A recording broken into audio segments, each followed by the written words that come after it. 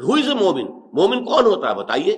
اس کا جواب ہے انما المؤمنون الذین آمنوا باللہ ورسولہ ثم لم یرتابوا وجاہدوا باموالہم وانفسہم فی سبیل اللہ اولئک ھم الصادقون۔ مومن تو صرف وہ لوگ ہیں، یہ میں بیان کر چکا ہوں اس آیت کے شروع اور آخر میں، جو اسلوب حصر ہے۔ اسے کیا کہتے ہیں اسلوب حصر کی مثال؟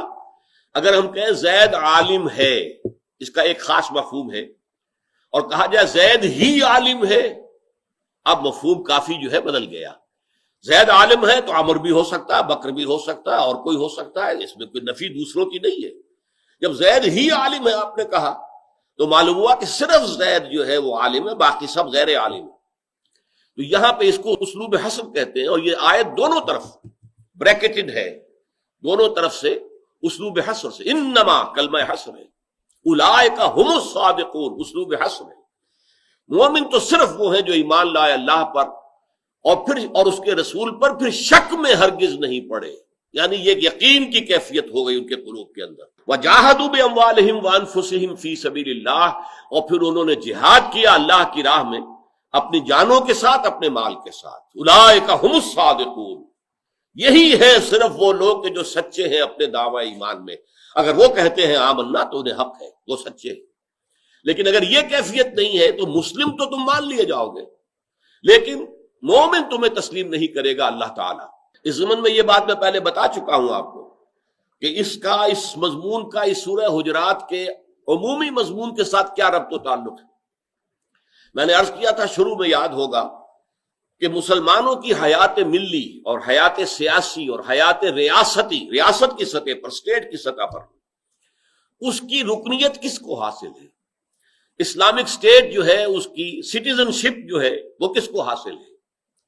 آیا صرف مومن کو یا مسلم کو؟ تو اسلامی ریاست کی سٹیزن شپ مسلم کے لیے ہے۔ آپ یہ نہیں جان سکتے کہ مسلم کے اندر ایمان ہے یا نہیں ہے، یا منافق ہے یا کیا ہے، یہ ہم ڈسکس کر ہی نہیں سکتے۔ یہ صرف اسلام کی بنیاد پر ہوگا۔ جب تک کسی شخص کی تکفیر نہ ہو جائے، he will be accepted as a citizen of the Islamic State۔ اسی طرح اسلامی معاشرے کی رکنیت جو ہے وہ بھی اسلام کی بنیاد پر ہے، ایمان کی بنیاد پر نہیں۔ البتہ آخرت کا سارا معاملہ ایمان کی بنیاد پر ہے۔ یہاں دنیا کا اسلام وہاں کام نہیں آئے گا اگر ایمان نہیں ہے۔ ہاں ایمان بھی ہو، اسلام بھی ہو تو کیا کہنے ہیں، نور علی نور۔ لیکن یہ کہ اگر ایمان نہیں ہوگا تو یہ اسلام بے معنی ہوگا، زیرو ہوگا، اللہ کی بیلنس میں، میزان میں اس کا کوئی وزن نہیں ہوگا۔ تو انما المؤمنون الذین آمنوا باللہ ورسولہ ثم لم یرتابوا، یہ بھی میں عرض کر چکا ہوں۔ اسلام کے 5 ارکان ہیں، کلمہ شہادت، نماز، روزہ، حج اور زکوٰۃ۔ ایمان کے لیے 2 ارکان اضافی ہو جائیں گے۔ اس شہادت کے ادھر آپ کو یقین قلبی، اور اس عمل کے پیدان میں جہاد فی سبیل اللہ۔ تو گویا کہ ایمان کے ارکان 7 ہو گئے، 5 اسلام والے وہ تو عام ہیں، اور 2 اضافی ہو گئے۔ جیسے آپ کو معلوم ہے کہ لائٹ کی اسپیکٹرم جو ہوتا ہے، رے آف لائٹ کا، تو اس میں الٹرا وائلٹ اور انفرا ریڈ یہ انویزیبل ہوتے ہیں۔ تو اسی طریقے سے الٹرا وائلٹ جو ہے ایمان وہ انویزیبل ہے۔ البتہ جہاد جو ہے اس کو آپ کہہ سکتے ہیں کہ وہ انفرا ریڈ ہے، وہ تو جہاد تو ظاہر بات ہے، اس میں پھر جانیں بھی دینی ہوگی اور خون بھی دینا ہوگا۔ تو اس طرح سے ایمان کی یہ جو ہے 7 ارکان بن جاتے ہیں۔ تو یہ ہے ایمان کی اصل ڈیفینیشن۔ اب یہاں آج نوٹ جو مزید کرانا چاہتا ہوں وہ یہ ہے کہ جیسے ایک پرکار ہوتی ہے، اس کے 2 بازو اس طرح جڑے ہوئے ہوں، پرکار بند ہے، وہ مثال ہے اس آیت کی۔ ایمان میں یقین اور جہاد فی سبیل اللہ، یہ 2 ارکان ہیں ایمان کے۔ انما المؤمنون الذین آمنوا باللہ ورسولہ ثم لم یرتابوا وجاہدوا باموالہم وانفسہم فی سبیل اللہ اولئک ھم الصادقون۔ اس آیت میں یہ پرکار کے دونوں جو بازو ہیں یہ دونوں جڑے ہوئے، جیسے پرکار بند ہوتی ہے۔